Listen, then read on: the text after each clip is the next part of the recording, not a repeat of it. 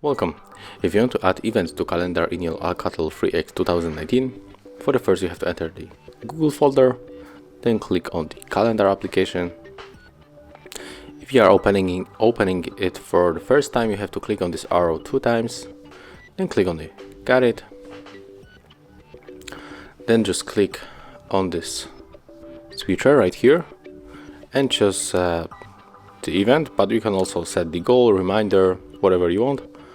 So I pick the event, and right now we have to add the title, so mine will be hard reset. And when we scroll down, we can find here any other informations. We can add the location, we can also set the notification, you can set the time zone.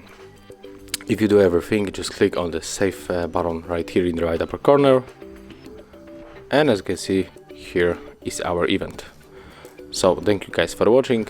Leave thumbs ups, comments, and of course subscribe to our channel.